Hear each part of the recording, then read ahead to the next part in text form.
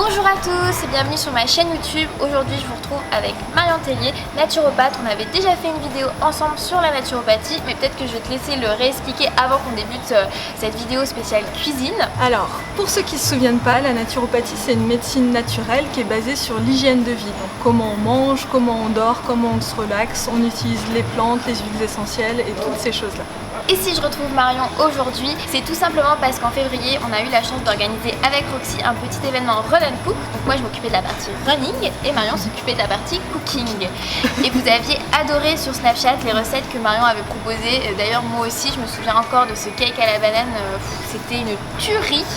Et donc aujourd'hui, on va vous proposer de la cuisiner, de découvrir la recette secrète de Marion. Parce qu'elle est géniale. Donc, attrapez votre matériel, rendez-vous dans la cuisine, c'est parti.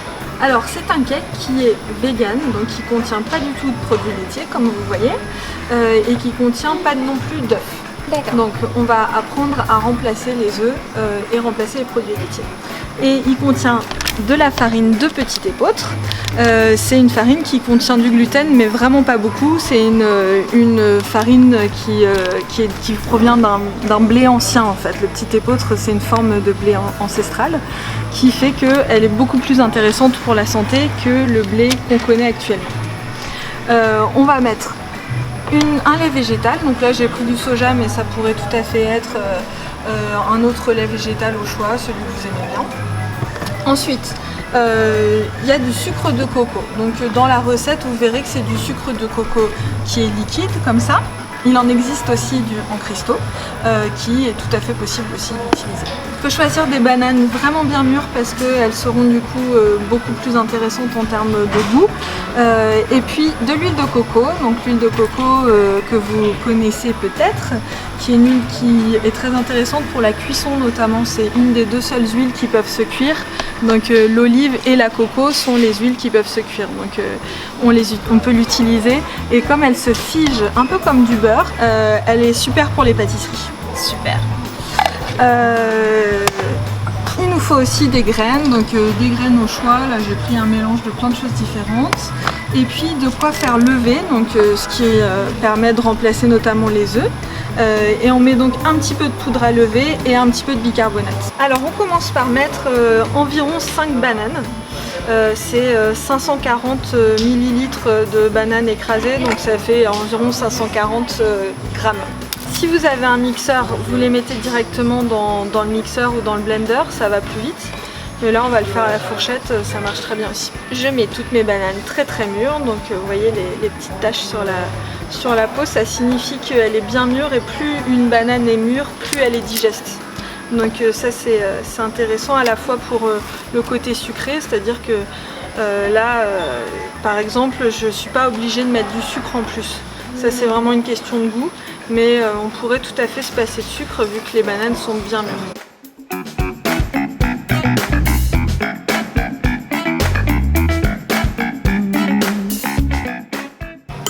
On écrase. Parce que pour rappel, c'est un cake vegan, il n'y a pas d'œufs. Donc c'est la banane qui va faire le liant et c'est pour ça qu'on en met pas mal.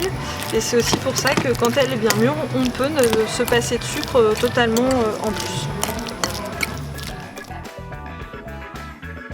Voilà, une fois les bananes bien touillées par Marion, ça fait un bonne petite bouillie. Alors là j'ai mis juste le pot d'huile à tremper dans de l'eau chaude sous le robinet et du coup ça a liquéfié un petit peu l'huile autour, ce qui me permet de pouvoir insérer l'huile directement. Donc là on met 6 cuillères à soupe d'huile. Ah ouais, d'accord. Mais ça va être le seul apport de matière grasse, donc finalement si on regarde par rapport à... Alors on remue. Et on va mettre un peu de lait. Donc il y a très peu de lait, c'est 60 ml. Donc là comme je disais, c'est du lait de soja, de riz, d'amande, d'avoine, c'est vraiment ce que vous voulez, ce que vous préférez. Mais moi j'ai remarqué que le lait de soja il avait quand même une texture qui était assez intéressante dans toutes les pâtisseries, il donne quelque chose d'assez onctueux. Donc là je mets 200 g de farine de petit épeautre qui est une farine donc, qui ressemble vraiment dans le rendu à ce que peut donner un blé complet. Moi je vous conseille d'utiliser des pâtes de petit épeautre, du pain de petit épeautre. En termes de quantité de gluten, c'est vraiment moins important, ce qui fait que les gens qui sont légèrement intolérants, légèrement sensibles au gluten peuvent tout à fait le tolérer. Marion a fait la tare, hein. Comme ça qu'elle peut savoir qu'elle met 200 grammes, c'est pas à l'œil quand même. Hein. Même si je sais que Marion est un peu magicienne. Quand même pas jusque là. Hop, voilà. Et ensuite on va mettre d'emblée une cuillère à café de poudre à lever. Donc je mets la poudre à lever maintenant, mais pas le bicarbonate de soude. Parce que le bicarbonate, il faut le mettre au tout dernier moment. D'accord. Sinon il joue pas son rôle, il fait pas bien gonfler.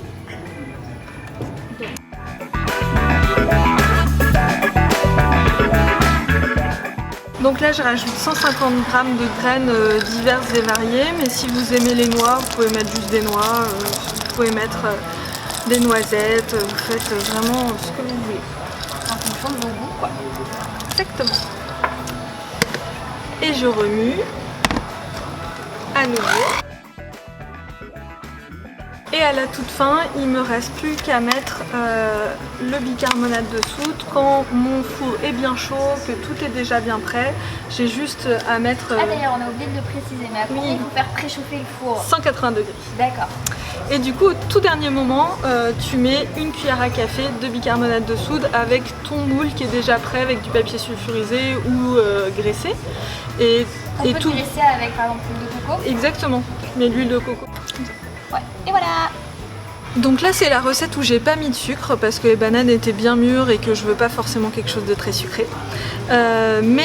Sinon vous pouvez mettre un de ces deux sucres là en fait le sucre de coco ça n'a pas du tout le goût de noix de coco, hein, ça a vraiment un goût de sucre classique, mais vous voyez ici c'est marqué IG35, ça veut dire que c'est index glycémique 35 par rapport au sucre blanc qui est à quasiment 100, c'est vraiment très peu. Et du coup ça fait que c'est un sucre qui ne fait pas monter la glycémie autant que les autres sucres et qui est très intéressant pour un sportif par exemple. Bah oui, forcément. Et donc là pour le coup dans la recette tu l'insères quand? Bah tu le mets dans la banane au début. D'accord, ok.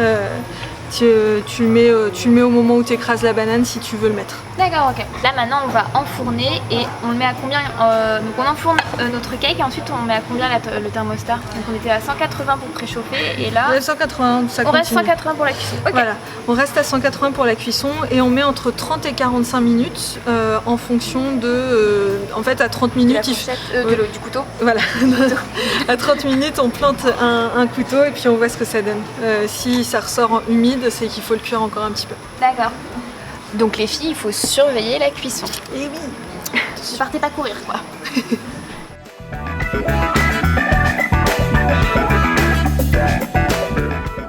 Et voilà le cake. Donc oui, donc nous on a fait plutôt 40-45 minutes de cuisson. Il est quand même super joli hein. Wow. Donc après, vu que ça reste un cake qui est un peu différent, c'est peut-être normal aussi qu'il n'a pas l'apparence des cakes dont vous pouvez avoir l'habitude de voir quand vous faites des cakes plus traditionnels, plus classiques. Voilà. Mais en tous les cas, on va goûter, on va vous dire tout de suite si le résultat est là, hein, mais j'en doute pas franchement. Alors en fait comme il est avec de la farine complète et qu'il n'y a pas d'œuf, forcément il gonfle un peu moins que les cakes classiques, mais il est quand même super bon et en plus pour la santé il est délicieux. Et pour l'indice glycémique il est super bas pour nos amis diabétiques, parce que je sais qu'il y en a qui nous suivent et qui font du sport aussi. Voilà. Donc on va vous faire une petite assiette pour que vous puissiez voir à quel point il est beau et bon hein. Parce qu'il est beau aussi quand même ce cake.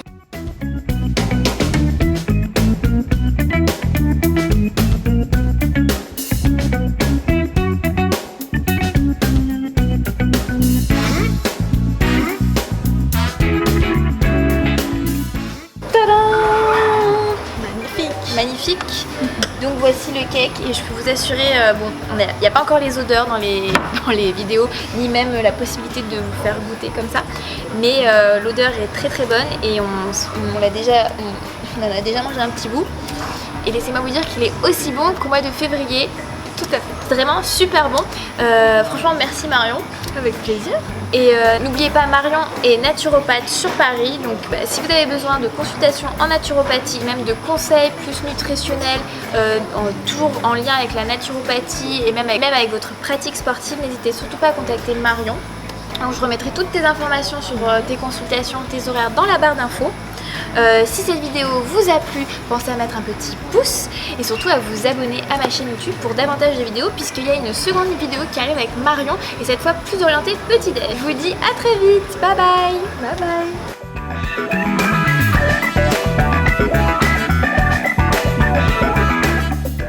Alors le verdict, Super bon.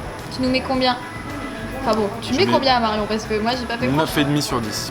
9,5. Non là c'est 11 sur 10, au moins là c'est... C'est toujours perfectible. C'est-à-dire plus de sucre, c'est ça, parce qu'on a pas assez là. Au top.